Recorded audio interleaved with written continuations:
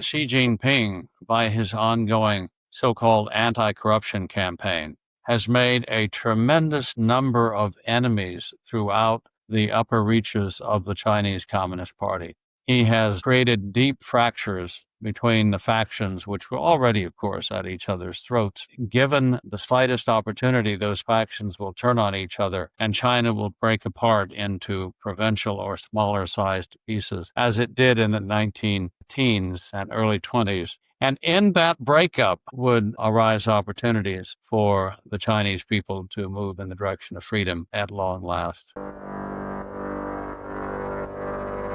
Stephen Mosher, what do you think makes communism so deadly?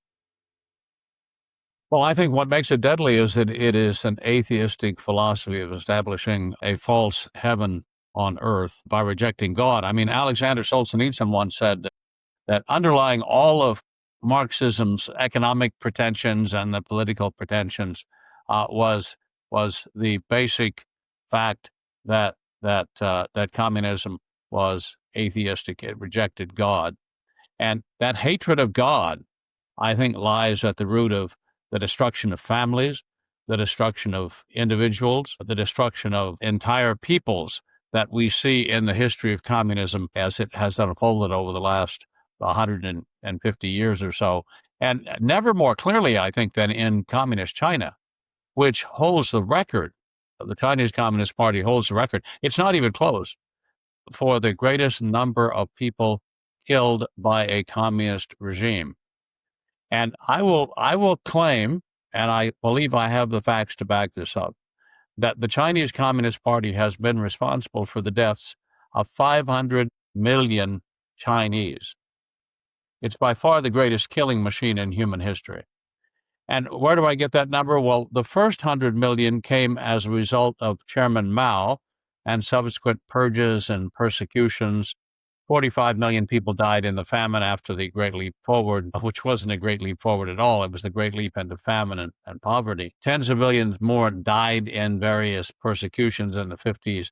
Millions more died in the Cultural Revolution. And then we get to what happened when I was in China in 1980. I was the first American social scientist allowed into China. And that was a year that China began its one-child policy.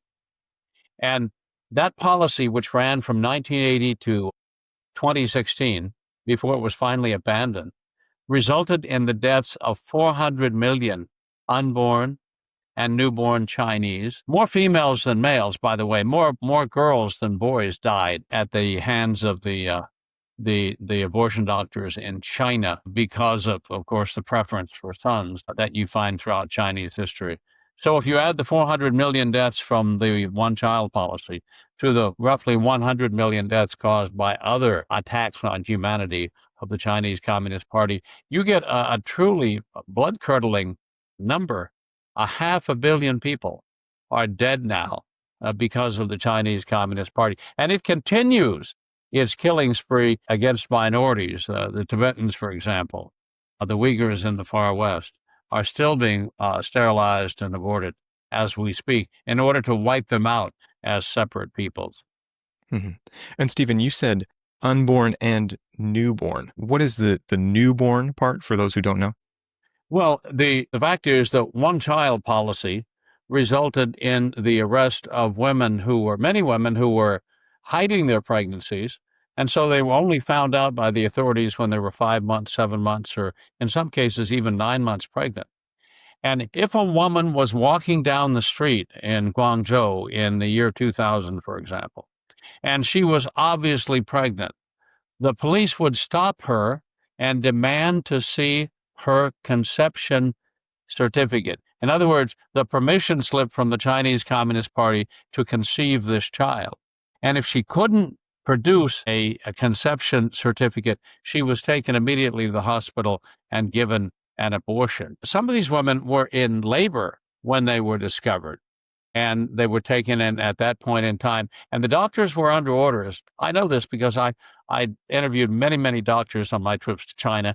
And in fact, I helped a number of them get political asylum in the United States. And so I know a lot about the grisly work that they were engaged in. And the doctors were told that they were under orders not to allow illegal children to live. And so if a woman came in, was brought in by the population control police in labor, they would wait until the baby's head was crowning as the baby was descending in the birth canal. And then they would take a syringe and they would fill it with alcohol or formaldehyde, and they would inject it into the fontanelle. That's the soft spot in the top of the baby's head. Baby's head is crowning, remember. The top of the head appears. They jab a needle into it, inject formaldehyde into the baby's brain, and the baby is born in convulsions and dies minutes later. That happened countless times in China. Again, the doctors were punished if they allowed illegal children to live, and most of them, sad to say, follow ordered. Yeah. Stephen, what was the evolution from China's original planned birth program to this one-child policy? Well, it's interesting that Chairman Mao, of course, who was the head of the Chinese Communist Party from the time he took control of the party back in 1937 at the Sunyi Conference in Guizhou, he was a classic Marxist for many years. He thought that unemployment and overpopulation were capitalist problems created by inefficiencies in capitalism. That's nonsense, of course, but nonetheless, he believed it. And so when he took power in 1949, establishing the People's Republic of China, he said that China needs more people, not fewer. Well, after destroying the landlords and rich peasants, that is the most productive sector of the agricultural economy, after killing off the so-called capitalists, those people who ran businesses and hired people to produce goods and provide services, and killing the urban economy, he suddenly found out that that he didn't know much about economics at all. And so by 1958, 10 years after being in power, he took exception to the classic Marxist view. And he said, we need to set up, and this is a direct quote from a secret speech to the Chinese Communist Party leadership. He said, we need to set up a ministry of reproduction to control the production of human beings in the same way that we control the production of tons of steel or numbers of bicycles each year. We need to control the reproduction of human beings. Well, within a few years after that, the Chinese state did begin putting in place, by the early 1970s, they were putting in place a program to try to start sterilizing women after they had their third child. And then in the late 1970s, Deng Xiaoping was told by one of China's leading systems engineers, a gentleman named Engineer Song Jian was his full name. He said, the West has come to understand, Deng Xiaoping, that we need to stop overpopulation and that within 50 or 70 years, there's going to be environmental and economic and societal collapse unless we reduce the population of the planet. That was all nonsense, of course, but that's the myth of overpopulation, which we know very well, right? Propagated by Thomas Malthus and by his later followers like Paul Ehrlich of Stanford University. And so Deng Xiaoping, believing that Engineer Song knew what he was talking about, decided to embark on a one-child policy. He decided that in early 1980, and his goal was to reduce the population of China from over 1 billion people down to 600 million because Engineer Song had told him that was the proper carrying capacity of China. That was all the number of people that China could hold was 600 million. And so we had to get rid of the excess. And they embarked on a one-child policy to do that. And astonishingly enough, they have not only set in motion, because of the one-child policy, the depopulation of China. They are going to reduce China's population within a few decades down to not just 600 million. By the end of this century, at current birth rates in China, where women are only averaging one child, they're going to reduce China's population down to less than the future population of the United States of America. In other words, they are going to take China from being the most populous country in the world, which it no longer is, by the way. India has overtaken it, down to a country that has a smaller population than the United States of America. So when we talk about the Chinese Communist Party being the biggest killing machine in human history, that's what we mean. They have destroyed the future of the Chinese people by destroying half of the last two generations of Chinese. So, communism always kills. We've seen that over and over again. Sometimes it kills slowly, as in the one-child policy. Sometimes it kills quickly, when in 1960, 45 million people in China starved to death over the course of about 18 months. But it always kills. And it kills without compunction, it kills without remorse, and it kills without conscience. Because why? Because it is based on a hatred of God. And so it rejects the order, the God-given order that we see in the first 6 books of Genesis. It rejects the importance of the family, for example. It rejects the importance of marriage between a man and a woman. It rejects the very nature of man himself. The communist leaders, beginning with Mao and I believe continuing to the present day, regard their people as not individuals worthy of human respect and having an innate dignity. They regard them as nothing more than the masses. That's that favorite communist phrase, right? The masses. They're only an undifferentiated mass that is a kind of renewable resource, and we can use them up, wear them out, destroy them, and they'll always come back. Well, the Communist Party of China has put China on a course of radical depopulation. So it's not just destroyed the culture of China, which it has.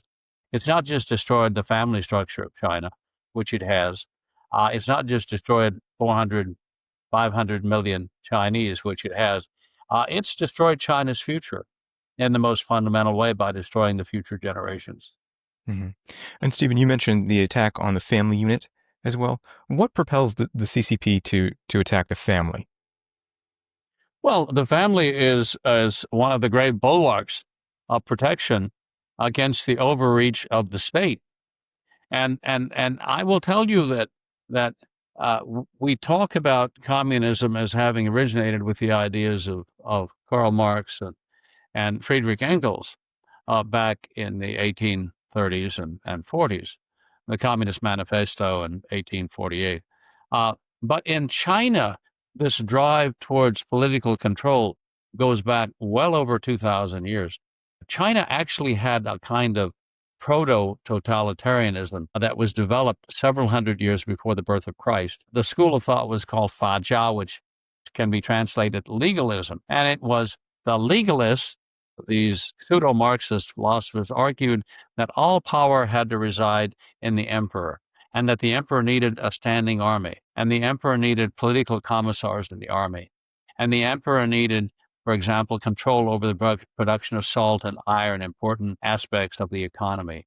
And the emperor needed concentration camps to put dissidents. The dissidents in China built the Great Wall and the Great Canals of China. And the emperor needed song and dance troops, propaganda troops to sing his praises throughout the empire and keep the people in line and keep them believing that he was a kind of demigod. And the emperor also needed to kill off proponents of competing schools of thought, like the Confucians and the Mencians and the Taoists, which they did during the first Chinese dynasty, the Qin dynasty, back in 220 BC. So all of that is very, very familiar to anyone who studies Marxism. It sort of anticipates by 2,000 years the kinds of methods that Vladimir Ilyich Lenin would use to control Russia. So communism was kind of a natural fit for China, at least for the political class led by Chairman Mao. China, of course, 120 years ago faced a choice between modeling itself on the West, on the United States, and modeling itself on the Soviet Union. The founder of the Nationalist Party, Sun Yat-sen, modeled himself and his constitution, his government, on the United States. And one of the early founders of the Chinese Communist Party modeled his party on the situation in Soviet Russia. But he also looked back to Chinese history and saw these sort of resonances, these sort of echoes of what had been practiced in China in dynastic times, the sort of control over the Chinese people that the emperors always hungered to have. because in their heart of hearts, they were legalists. They wanted total control. And so, unfortunately, the old and the new came together in China, coalesced into the Chinese Communist Party led by Chairman Mao. And he was able to establish the kind of control over the Chinese people that the emperors, 1,000 years ago could only have dreamed of. Hmm. Yeah, it seems that these legalist ideas have a real similarity to what we know as Machiavellianism in the West. There's a quote in your book that I found interesting, page 39. A wise prince doesn't ask his subjects to behave well. He uses methods that prevent them from behaving badly. A phrase right out of The Prince by Machiavelli. But instead it's legalism. What's the similarity there? Well, it is, except that the Chinese legalists anticipated Machiavelli by well over 1,000 years, and the legalist view of the matter was a weak emperor would use rewards. A strong emperor would use 10 punishments for every reward. And a strong emperor, the legalist argued, would use the principle of collective punishment. That is, he wouldn't just punish a dissident individually. He would punish the individual's family. And those who rebelled against the emperor saw their families, their clans destroyed out to 5 generations. So that not just your first cousins, your second, third, and fourth cousins would suffer as well, would all be destroyed. And again, we see that in communist China today, where there is tremendous pressure put on the relatives who are still living in China of dissidents who are in the United States and Great Britain and other countries. The Chinese Communist Party does not hesitate to practice the same principle of collective punishment. If they can't get to you, they'll punish your father, your mother, your brother, your sister, your cousin, and use that as leverage against you. They also did that in the one-child policy, where if a woman went into hiding and they knew she was in hiding and being hidden by her family, they would start arresting family members. They would hold her husband, they would hold her father, her mother, her brothers or sisters, until she herself, the pregnant woman, gave herself up. And once in their clutches, of course, they would then forcibly abort this woman. So again, if you read Chinese history as I have, you see how Marxism was kind of a natural fit to this ancient school of thought. You think of China, you think of imperial China, Qing dynasty, going back to the Ming dynasty, the Song dynasty, the Tang dynasty, the Han dynasty, and so forth. You think of Confucianism, which was the idea that the emperor ruled by moral suasion, that he simply convinced the people to follow him, and there were rites and rituals to keep everyone in place, to keep everyone obeying the emperor, to keep younger brothers obeying older brothers, and wives obeying their husbands, and so forth, students obeying their teachers. But underlying that silken costume of Confucianism was the iron scaffolding of legalism. And the emperors were sort of Confucian on the outside and legalist on the inside. And Mao, of course, was all legalist and all Marxist, and didn't hesitate to plot and conspire and indeed kill to get his way. Yes, it seems that communism is a great ideal or set of ideals to put as a front for a political system like legalism. And the way you were describing it, I mean, it sounds very Machiavellian, very much better to be feared than loved. You're talking about this idea of collective punishment. You have a story in your book of a woman, and with the pronunciation, I'm not sure, something like Li Ahai, who went through this experience with the collective punishment of her family. Yes. Well, one of many, of course, many women who were desperate to have children. And in the countryside of China, which is still very, very poor today, I mean, people shouldn't be deceived by the pictures of the skyline of Shanghai, which looks modern and new, having all been constructed over the last 25 years. Back in the countryside, hundreds of millions of peasants live virtually hand to mouth. And they depend on children, sons and daughters, to support them in old age, especially sons. And so there were many, many young women who, when they became pregnant with a second child, would go into hiding. They'd go to a neighboring village and take refuge with a cousin. And the response of the state to that was to mobilize the entire police force, led by an organization called the Women's Federation, which was not about women at all, but was a mechanism of control used by the Communist Party to control women, to hunt down these women. The Women's Federation workers were incredibly intrusive, by the way. They would visit everyone, every young woman who had not been sterilized every month, make sure that she was having her period. And if she was not having her period, if they suspected that she was pregnant, they would take her, order her in for a pelvic examination to see if she was illegally pregnant.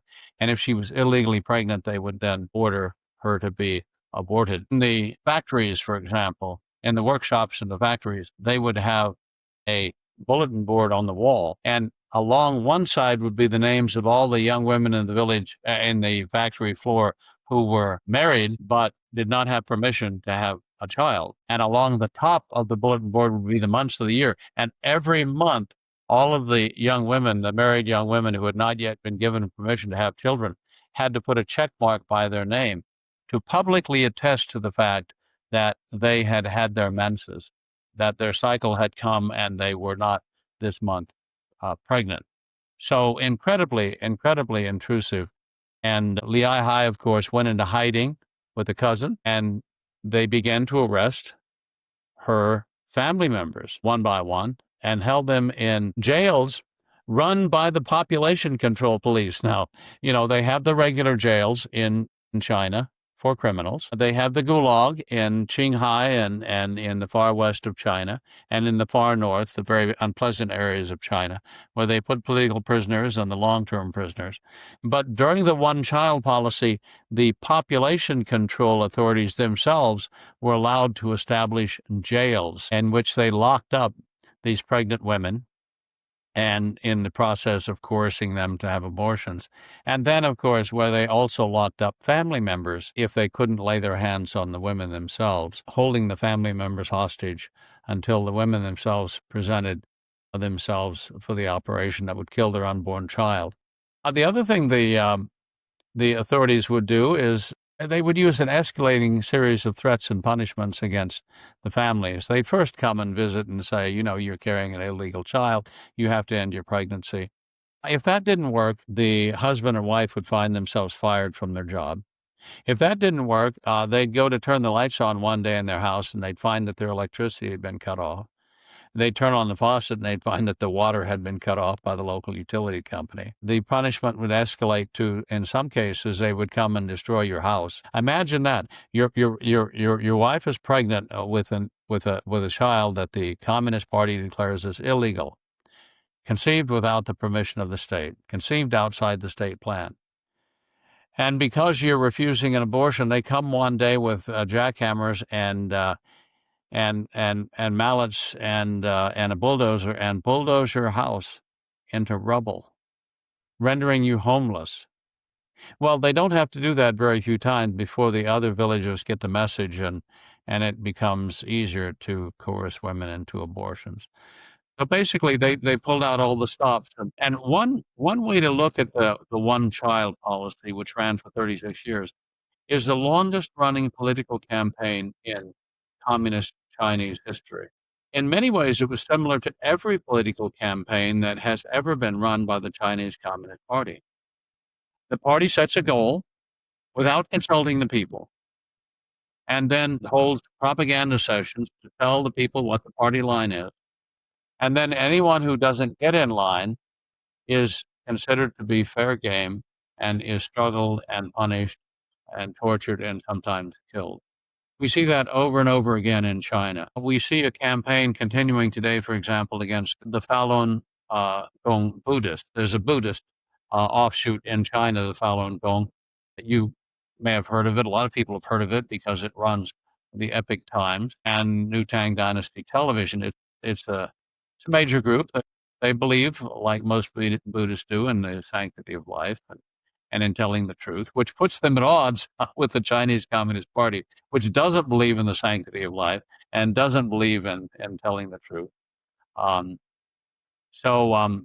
They have been persecuted in a campaign since 1999. That campaign continues. The campaign against the minorities that I mentioned, the Tibetans, the Uyghurs, other minorities, continues to the present day. The campaign against corruption. Oh, this is a very interesting one because Xi Jinping, the current leader of China, has literally arrested hundreds of thousands of people on charges of corruption. Now, including many, many, many Communist Party officials at various levels of government. That is, the village level, the county level, the prefectural level, the provincial level, the city level, and so forth. And he's arrested them and charged them with being corrupt. Now, I don't doubt that nearly everybody in China who's been arrested, especially if they're Communist Party members, is truly corrupt because the system is based on corruption. It's based on patronage. The best way to understand the organization of the 95 million strong Chinese Communist Party, biggest political organization in the history of the planet, by the way, 95 million members of the Chinese Communist Party. The best way to understand it is as a giant mafia, and the head of the giant mafia is currently Xi Jinping.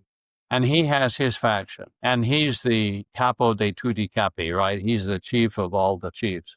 But there are little chiefs under him, and each little chief under him has a faction. What Xi Jinping has done in his corruption campaign, which is not really about corruption at all, because if you wanted to get rid of corruption in China, you'd have to arrest all the 95 million members of the Chinese Communist Party. What he's done in his corruption campaign is he's eliminated competing factions. Just think of the Godfather writ large, and he's eliminated competing factions in the Chinese Communist Party, leaving his own faction supreme. That's what the ongoing corruption campaign has been about, in large part. The other part of the corruption campaign is stealing the wealth of Chinese entrepreneurs. You know, the most dangerous place to be in the world today, a billionaire, is to be a billionaire in China. Because over the last few years, literally hundreds of billionaires have been arrested, tortured, killed, or suicided. You know, the billionaire who suddenly, despite his business doing very well, decides to jump off the balcony of, his office on the 22nd floor of a high-rise office building in Shanghai. Jump or thrown off. Thrown off is probably more likely. So the most dangerous place to be a wealthy person today in the world is China, because the wealthy are also being accused of corruption. Because once a communist official accuses a billionaire of corruption, then it's open season on the billionaire's wealth, and their wealth can be stolen, and a large part of that money winds up in the pockets of communist officials. So that's what's happening in China now. We have the ongoing demographic decline. We have the ongoing destruction by President Trump's tariffs of the export sector of the economy. And we have the sheer corruption of the Chinese Communist Party, which consumes about, in my estimation, about 1/3 of all the wealth produced in China is consumed directly or indirectly by the Chinese Communist Party. About 1/6 of it goes to pay their salaries, to provide their payment for their foreign junkets, to pay for their banquets, their limousines, their resorts inside of China. And another 1/6 is simply skimmed off the top as incorrupt practices. You can actually predict the wealth of a communist official depending on where they are in the scheme of government. That is to say, a county government official will be worth $5 million. The next level up prefectural government official will be worth about $50 million. The next level up provincial party official will be worth several hundred million. And the leading central Communist Party officials are all billionaires. Not that they produced any wealth themselves, but on their salaries of, $5,000 or $10,000 a month, they have managed to accumulate billions because of their corrupt practices. And Stephen, in talking about the money too, it even ties back to the one-child story as well, that woman, Leah Hai, after the baby was born, the family was still extorted for more money, correct? Absolutely. You see, because the population control police were basically funded by the families that they were robbing of their children. The fines were huge and intended to impoverish the people that they were imposed upon. When when I've traveled to China many, many times, and the fines in that I saw advertised on big character posters in different towns and cities in China were 2 or 3 or 4 or 5 times the annual salary the annual income of the family in question. So transfer that to the United States.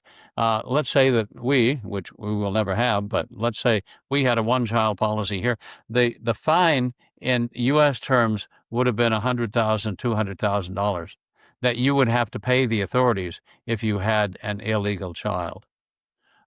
These were not fines intended to be paid. These were not fines intended to pay the social costs to society of additional children. These were fines intended to bankrupt couples and to basically, they were coercive fines intended to bring the women into the operating room and consent in quotes, to an abortion. Yeah, a sum like that, I mean, $200,000 for, say, a young couple, Yeah. could be devastating. Um, so, Stephen, all of this, it's an attack on religious freedom, attack on the family, attack on property. It seems an attack on almost human nature. How far can the CCP go in an effort to alter human nature? Well, that's a very interesting observation because in its hatred of God, of course, the Chinese Communist Party, like all communist parties, believes that man is simply nothing more than an intelligent ape, and by denigrating man to the level of a beast, anything goes, as it were. I think you see in the personality of Chairman Mao himself, who again is the founding emperor of the Red Dynasty, the Communist Dynasty. Let's call it the Red Dynasty. He's the founding emperor of the Red Dynasty, and founding emperors of Chinese dynasties always set the tone for the follow-on emperors. And Xi Jinping, the current leader of China, models himself in all things on Chairman Mao, including in his hatred of God, which is why religious practitioners of all kinds, Catholics, Protestants, Buddhists, everyone is under pressure in China today. Everyone is under threat because the Chinese Communist Party is insisting that all religions serve the party first. That is, that all religions in their religious services promote the party line, promote the leadership of the party, that is, promote the idea that Xi Jinping is somehow a demigod, and serve the party. And any religious organization that doesn't serve the party's purposes or refuses to hew to the party line is considered to be a cult and a superstitious cult and is to be stamped out. These are regulations that have been published just over the last few years, and the regulations are enormously intrusive. For example, all of the employees of every religious organization, including the Catholic Patriotic Church in China, for example, have to undergo indoctrination at local party offices in what the party line is vis-a-vis religion. No priest or pastor, according to these regulations, can carry out any religious act outside the precincts of their church. In other words, a priest cannot walk out after Mass onto the street and talk to people. And if someone says, "Father, would you bless this rosary?" He can't do a public blessing of the rosary. Any religious act has to be inside the walls of the church. Otherwise, he's violating the regulations. He can't go, for example, and bless someone's home. Every dollar collected by the church has to be reported to the authorities, and every dollar spent by the church has to be approved by the communist authorities. There are surveillance cameras at the entrance and exits to all of the churches in China, and face recognition technology is used to identify the people who are attending Mass or attending religious services of any kind. And it's a black mark on your record in the views of the Chinese Communist Party. Religious believers are second-class citizens in China. A religious believer, a Catholic, for example, cannot serve in the military, cannot serve in the police force, cannot join the Chinese Communist Party, cannot hold any sensitive government position. So Catholics and Christians of all stripes are second-class citizens, blocked from many, many careers. When I was in China on one of my trips, I visited with the head of a Catholic village in China, a village that had been Catholic for 200 years. and where everybody in the village, all 2,000 to 2,500, were Catholic. And I asked them about these restrictions on Catholics. I mean, why can't you join the military or the police? And the village had laughed and said, they don't trust us with guns, which uh, makes perfect sense to me. Yeah. The restrictions on the practice of faith in China today are terribly onerous and really intended to serve as tripwires, because if anyone violates these restrictions, they're punished and the entire congregation will be punished. Young people are not supposed to be taught the faith, for example. In old age homes, some of which have been set up and run by good-hearted Christians. The authorities have gone in and taken Bibles away from the elderly people who were holding Bible studies in the old age homes and given them instead copies of the collected works of the communist dictator Xi Jinping, and told them, this is the Bible you should be studying. These are the sacred writings of the leader of the Chinese Communist Party that you should be meditating upon, because the party is everything to you.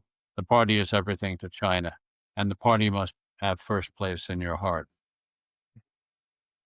Stephen, when you talked about things like the Catholic Patriotic Association, so-called Catholic Patriotic Association, we're starting to get into United Front tactics, which I found very interesting. So these are, we identified as some of Mao's 3 magic weapons: the United Front tactics, the propaganda, and the People's Liberation Army. So first, with these United Front tactics, it seems it's a facade for the government to infiltrate. What are these United Front tactics?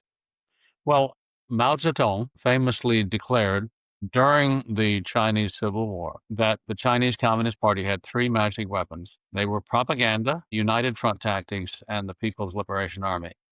Propaganda is obvious. Everybody knows what propaganda is. It's a way of brainwashing people. In fact, brainwashing, the phrase, was invented by Mao and the Chinese Communist Party in the 90s. And the Chinese phrase is literally, "Xinao, wash brain." And that's where we get the Western phrase, brainwashing.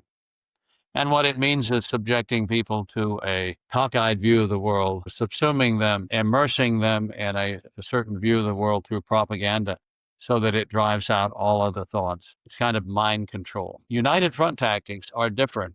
United Front tactics is the tactic of either setting up a phony organization to deceive people into thinking that they're joining an organization separate and apart from the Chinese Communist Party, or taking control of an existing organization and using it for the party's purposes, while allowing the original name to continue, while allowing people to continue to think that it has a separate existence. It's been parasitized. It's been, the Communist Party has come in and has taken over control of the organization from within, and is using the borrowed authority, the borrowed credibility of that organization to pursue its own ends. So that's what we see in the Catholic Patriotic Association, which was set up by the Chinese Communist Party back in 1957 in order to set up an organization that was controlled by the Chinese Communist Party and yet was nominally Catholic. And in the 1950s, of course, all Catholics were told, especially priests and bishops, were told that they must join the Catholic Patriotic Association. Now, some did, but others, and many, many others, resisted, like the famous Cardinal Ignatius Cone, who at the time in 1957 and 1958 was the Bishop of Shanghai, the largest Catholic diocese in the country of China. He refused, along with almost all of his priests, to join the Catholic Patriotic Association. They were all arrested, along with thousands and thousands of lay people, and sentenced to long prison terms for refusing to join the Catholic Patriotic Association. That Patriotic Association continues today to exist in China. It continues to do the bidding of the Chinese Communist Party. Every member of the Chinese Catholic Patriotic Association has had to sign a pledge that they will serve the party, that they will hew to the party line, and that they will follow the leadership of the party. And it's kind of an inversion of what St. Thomas More said when he was in the Tower of London and facing execution at the hands of King Henry VIII's executioners. He said, of course, to King Henry VIII in various ways, I am the king's good servant, but I am God's first. Those priests and bishops who have been coerced into joining the Catholic Patriotic Association have, in effect, had to sign a document saying, I am loyal to the magisterium. I'm a faithful Catholic, but I am the Communist Party's servant first. Now, maybe they've made a mental reservation. Maybe I can't speak to their state of mind. And look, quite frankly, I've only been in prison in China for 3 days. Some of these priests and bishops were in prison for decades, others for many, many years. Others have been rearrested many, many times. So I'm not going to pass judgment on whether or not, under what circumstances, they chose to sign this document. And I will say this, and people need to know that when the Sino-Vatican Agreement was signed, the agreement between the Vatican and the Chinese Communist Party over the appointment of bishops, it was not supposed to include a clause saying that all Catholics in China have to join the Catholic Patriotic Association. But it has been used for that purpose. Bishops, faithful bishops, underground bishops in China, have been told that the Vatican has ordered them to join the Catholic Patriotic Association. Loyal priests who are loyal to the Catholic faith, loyal to the Holy Father, have been told that the Sino-Vatican Agreement includes a clause saying that they must join the Catholic Patriotic Association. That's not true. And the Vatican itself, a couple of years after the agreement was signed, or rather promulgated in 2018, a couple of years later, in response to the pleas for help of bishops and priests in China of the underground church, the Vatican published a document, unsigned. We don't know who drafted it, but the document is authentic. It comes from the Vatican, and it says, if you are forced to join the Catholic Patriotic Association, if you are forced to sign a document saying that you will serve the party first and its leadership first, before you sign it, call in witnesses so that they can testify to the fact that you're signing under duress. Now, I've been in a room with Chinese Communist Party security officials, and I've been told I must sign a confession, otherwise I would be held in prison for a long period of time.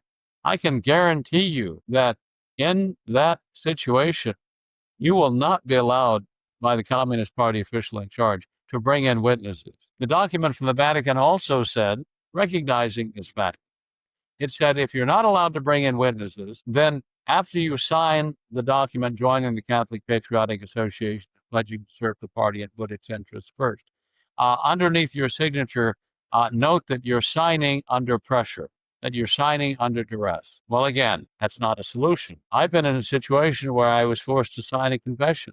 I guarantee you that they would not allow me to say under my signature that I'm signing this under duress and I don't mean what I say, all right? So this directive from the Vatican, this unsigned directive from the Vatican, which was to help Catholic bishops and priests cope with this demand that they join the Catholic Patriotic Association, was not in fact very helpful. In fact, it was very unrealistic because you're not going to be allowed to call in witnesses. You're not going to be allowed to, in effect, destroy, tamper with an official document, your confession, by signing that you signed it under duress. So the whole thing was very naive. And at the bottom line of the so-called Sino-Vatican Agreement is this, that it has been used by the Chinese Communist Party to try and cement its control over all Catholics in China. Now, will it succeed? No, I think that the church has always thrived under persecution. I believe that almost all the Catholics in China, the ones that I know, the ones that I've worked with over the decades, are loyal to the magisterium and the Holy Father. I believe that almost all the priests in China, Catholic priests in China, who suffer daily just because they're Catholic, just because you join the Catholic Patriotic Association doesn't mean that you're not being persecuted. The persecution continues. We've already talked about the regulations. restrictions on your activities. They're all loyal to the magistrate. And I believe most of the bishops are loyal too, except for the bishops of the major cities, who I believe have been compromised, and are probably serving two masters rather than one. But it's very sad for me as a Catholic convert to see that the Vatican has not given more support to the suffering church in China and has allowed the Chinese Communist Party to misrepresent the terms of the agreement that it supposedly has with the Chinese Communist Party over the appointment of bishops. And I pray that Pope Leo XIV, who recently said that he's still studying the situation in China and attempting to learn more, will speak out more strongly on behalf of our persecuted brethren in China. That would greatly lift their burden. Mhm. Yes, and to give more context to this too, there's this underground Catholic Church, then there's this Catholic Patriotic Association, and Stephen, you had a role in efforts from the Vatican to try and generate these documents, come to agreements. What was your role in all of this? How did it play out? Well, I was invited in June of 2018, prior to the announcement of the agreement between China and the Vatican in September of that same year. I was invited to a meeting by Cardinal Parolin.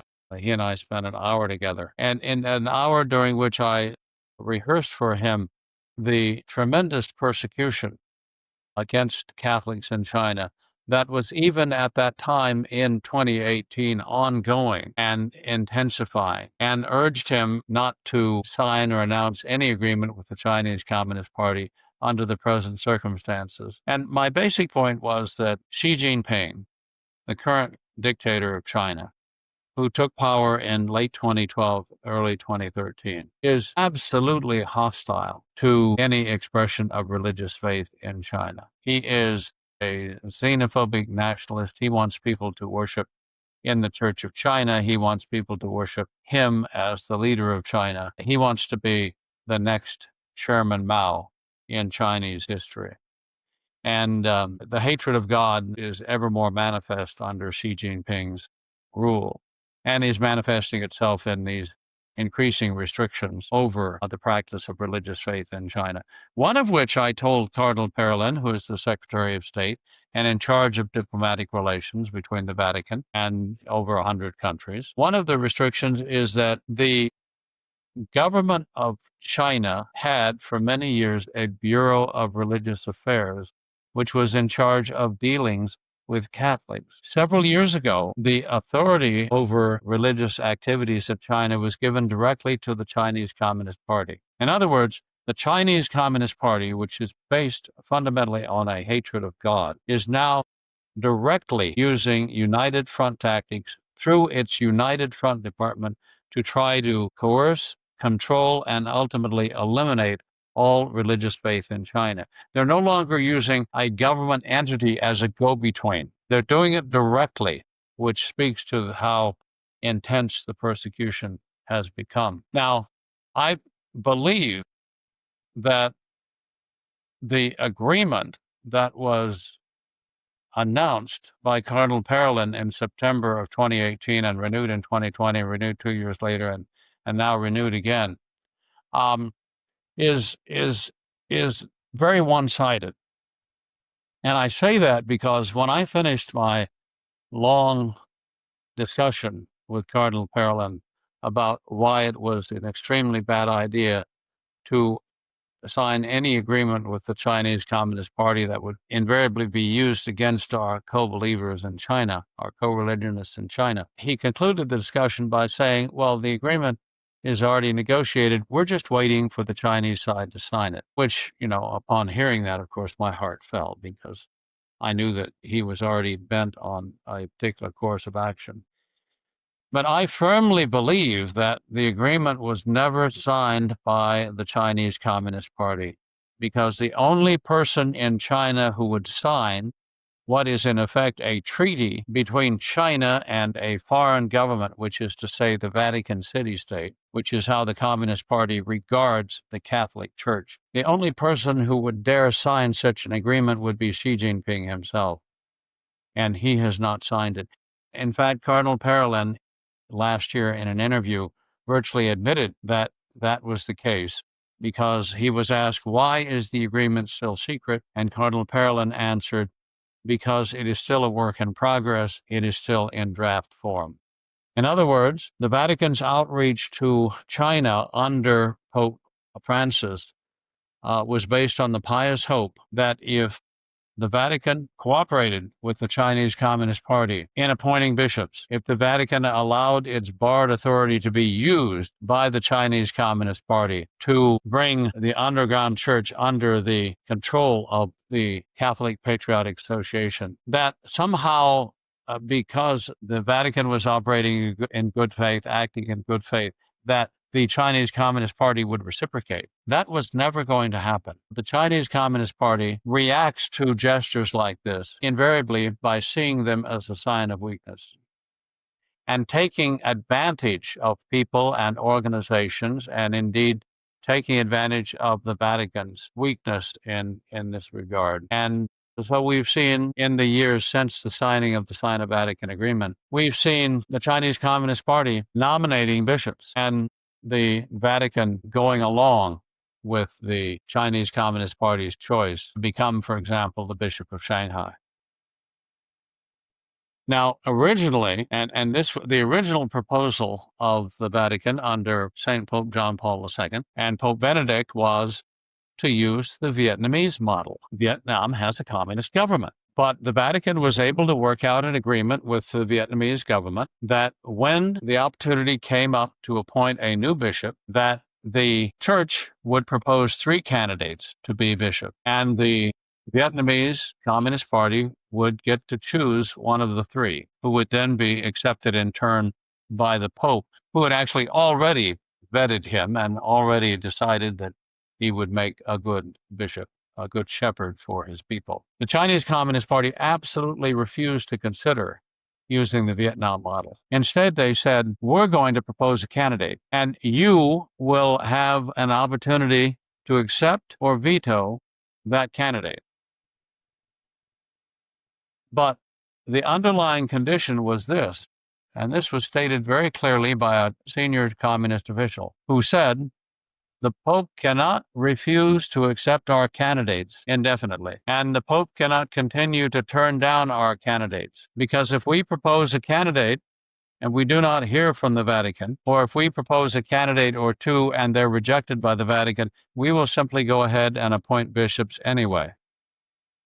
So what appears to be the case is right now, the Vatican has a limited veto over the appointment of bishops in China, and the process itself is actually controlled to a large extent by the Chinese Communist Party, which does not bode well for the future, for future appointments. Stephen, people who listen to this show will know often, they'll be familiar with the tactics of highly manipulative people. We talk often about psychopaths, people with narcissistic personality disorder, things like that. And when you deal with people like that, often the only strategy is to go no contact, because anything you give them, they will often use your energy against you. When it comes to the Vatican and dealing with the manipulations of the Chinese Communist Party, what do you recommend they do? Well, I think that the first and foremost thing that should happen is the Vatican should make public the terms of the draft agreement that it hoped to have with the Chinese Communist Party. And that will serve a couple of purposes. First of all, I believe the draft agreement, and I have sound reason to believe this, only concerns the appointment of bishops. It does not indicate or direct, certainly, people in China to join the Catholic Patriotic Association. So making this draft agreement public would take pressure off of priests and bishops to join the Catholic Patriotic Association, number one. So that would be in itself helpful. I believe that the Chinese Communist Party, like all communist parties, has sown the seeds of its own destruction. I believe I mentioned earlier that the demographic decline, the ongoing shrinking of China's population, which is now filling more coffins than cradles each year. China's population is actually aging and dying before our very eyes.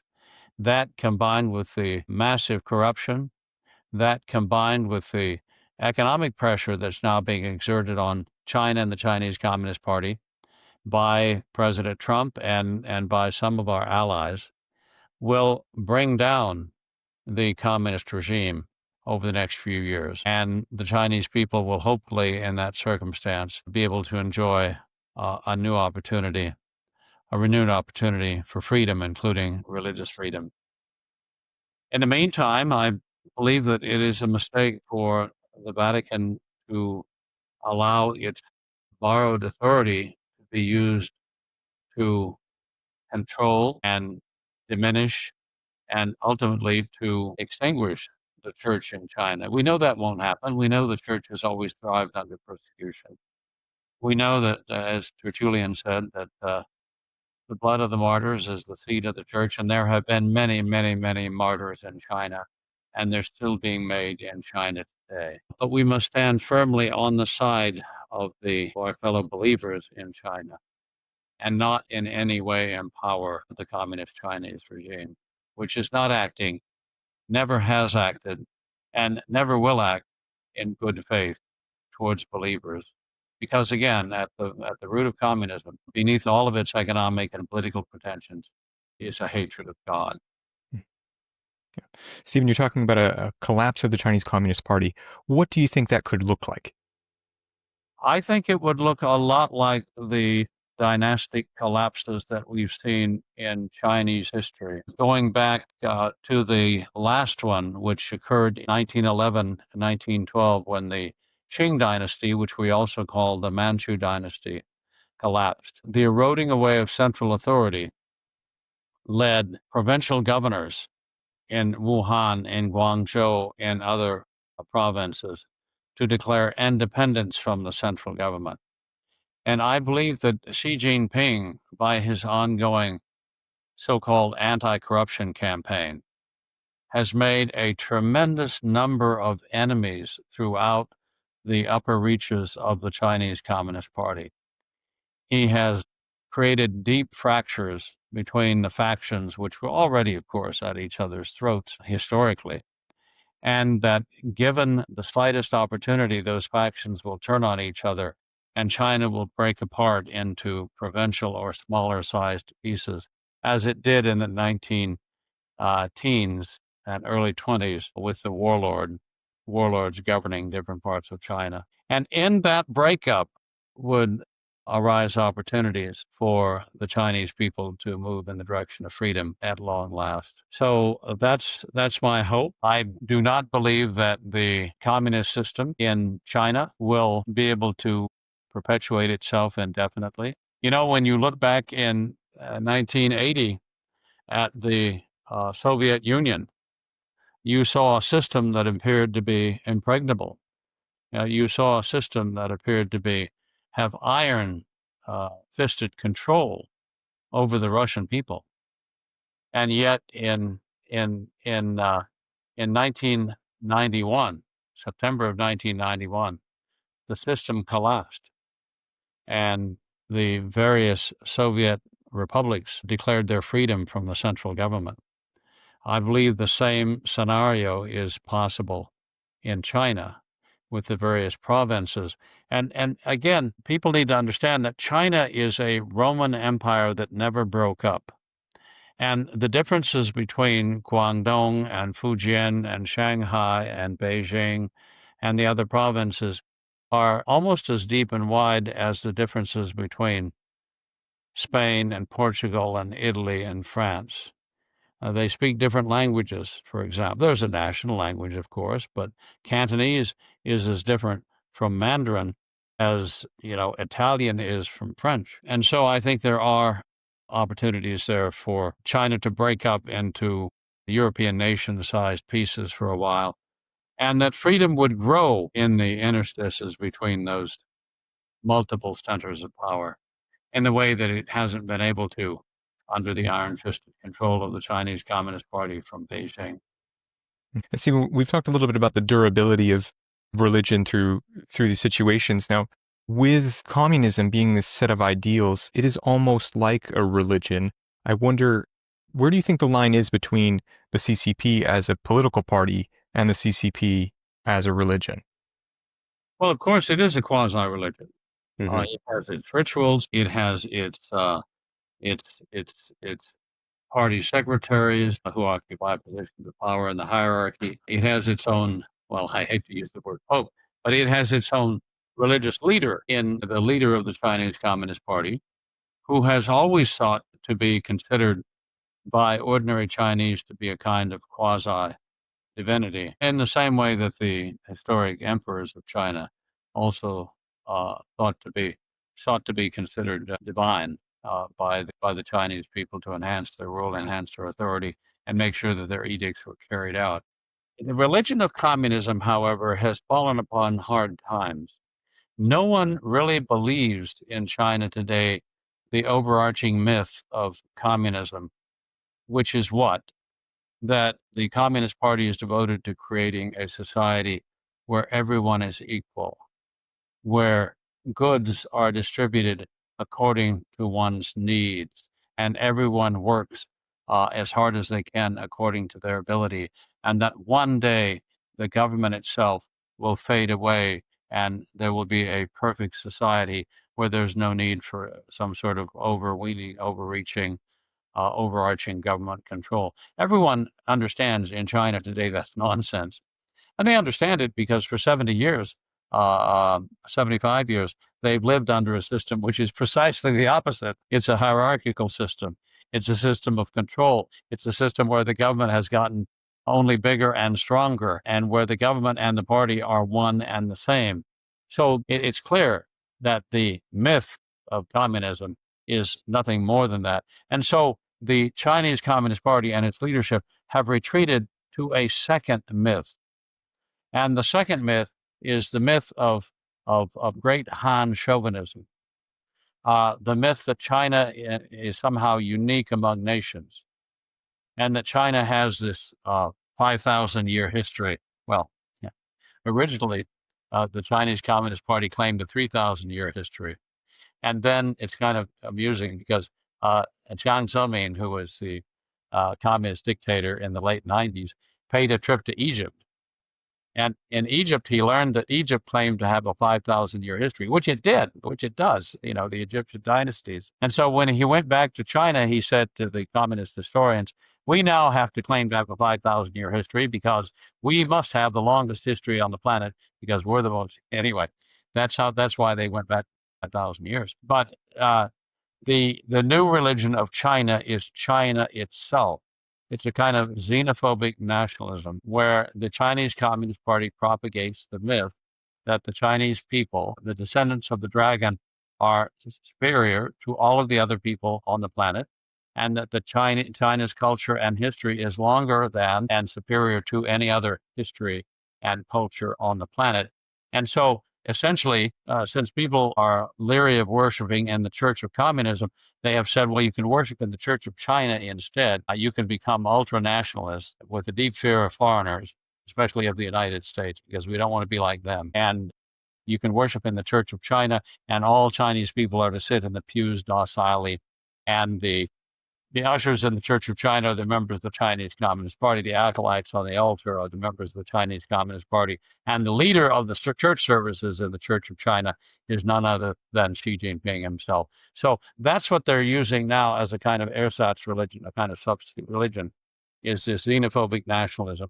And they've actually gone so far as to say that all of the people residing in China are genetically descended from the first emperor back thousands of years ago in history, who is the mythical Yellow Emperor. The mythical Yellow Emperor was for a long time regarded as the forerunner, the progenitor of all of the Han Chinese. But now the Chinese Communist Party, in order to Mongols from Central Asia, they're all, and the Manchus in Manchuria, they're all descended from the Yellow Emperor as well. And they mean that literally. I mean, they they now claim that everyone who resides in China is an offspring a descendant many generations later of the first Chinese to live on the planet, which is a very interesting claim. And it shows you, on the one hand, it illustrates how bankrupt the communist ideology is for them to have to go to this extreme to try to create a false sense of unity in China. But falseness, Catholicism is true at all levels. It understands the nature of man and God and the relationship between the two. Communism is false at all levels. It rejects God. It rejects the basic nature of man, considering him to be just an animal. And the Chinese Communist Party basically has, in a backhanded sort of way, acknowledged this, because once Xi Jinping took power in 2013, he promulgated a directive, Central Committee directive, which lists the seven uh, deadly perils to continued communist rule. And the first two deadly perils to communist rule are an accurate account of communist ideology and an accurate account of communist history. You see, they know that their ideology is a fraud. They know that their history is a fraud. And they will punish anyone who attempts to speak clearly and truthfully about the evil that lurks in communist ideology and communist history. It's very revealing of what they say. But he sent out that directive to all 95 million members of the Chinese Communist Party, urging them to help maintain the illusion that communism is somehow the path to a glorious future, and that the history of the Chinese Communist Party is somehow one of uplifting the Chinese people instead of destroying its culture, its history, and its very flesh by the hundreds of millions. Mhm. Well, Stephen Mosher, for people who want to see through that illusion, and before I ask my last question, where should they look for you online? Well, I'm the president of the Population Research Institute, and our website is pop.org. That's pop.org. POP is short for Population Research Institute. And we have a lot of information on China, communism, and the looming depopulation that the world faces for people if they want to visit our website at pop.org. Great. We'll put a link to that in the description for people to check out, and to your book, The Devil in Communist China. And Stephen Mosher, my last topic is what you must be interested in about China. What drew you to it in the first place to have this legacy of going there back in 1979? I mean, what was the draw in the first place? Well, I was a long time ago an officer in the U.S. Navy. I served with the 7th Fleet in the Pacific during the tail end of the Vietnam War. And I was home ported in Japan. And I began studying the Japanese language and history and culture. And the more I studied it, the more I realized that the center of East Asian culture, the country with the longest history, the country with the highest culture historically had been China. And so I wanted to trace East Asian culture back to its source. And so when I left the U.S. Navy, resigned my commission in 1976, I went to the Chinese University of Hong Kong to study Chinese. I learned Mandarin and Cantonese and a lot about Chinese history. And of course, in those days, in 1976, it was very difficult to get into China. The bamboo curtain blocked us from visiting China. You could go to the border at Shenzhen and look from Hong Kong into the rice paddies of China itself, but you couldn't actually go there. And so when President Carter, normalized diplomatic relations with China in January of 1979, I was then at Stanford University. I was teaching at the University of California, Berkeley, and I applied to go to China. And my good fortune, which turned out in some ways to be my misfortune, was that I was selected to go to China. I was the first American social scientist allowed to go to China. And of course, I was the first American social scientist to get ejected from China as well, because I began to criticize human rights abuses in communist China. And I've been on the blacklist of the Chinese Communist Party, I'm very proud to say, for the last, 4 decades. And I'm probably likely after this interview to stay on it for another decade. Yeah.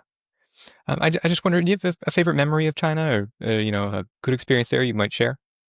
Well, I had wonderful memories of my time in China, in Hong Kong, in Taiwan, where I lived for several years with my Chinese friends. They're very loving, congenial, kind people, and many good Catholics in China with whom I've worked over the decades. Uh, in recent years, it's been very difficult to carry out projects in China. But in the past, in the 90s and the early years of this century, I was able to work with Catholic friends in China to build churches.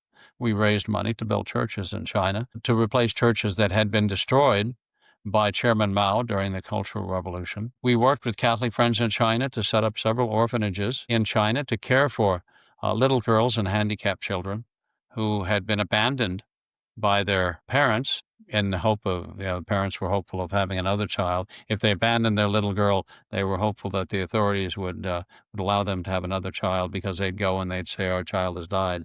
So we saved a lot of lives. And we were able to set up safe houses in China for women, like the woman Li Ai, whose story I told, uh, who and give them shelter when they were fleeing forced abortion. And so we were able to do that for years and years and years and do much good in China. The walls have been closing in China, however, in recent years, as we discussed, and it's become more and more difficult to carry out good works in China. But we still, soldier on, and I still have lots of good friends in China who are preaching the faith and teaching the faith in China and helping to spread the faith, even under the current difficult circumstances. I know one Catholic village, for example, that every weekend sends out 50 missionaries. They go 2 by 2 on motorcycles to villages 10, 20, 30, 40, 50 miles away, and they hold study sessions. They hold Bible studies, and they help to propagate the faith and help to make converts. So there's still lots of good being done in China today under increasingly difficult circumstances. Well, Stephen Mosher, for your decades of work with all things China, for your book, The Devil and Communist China, and for taking this interview with me, thank you so much.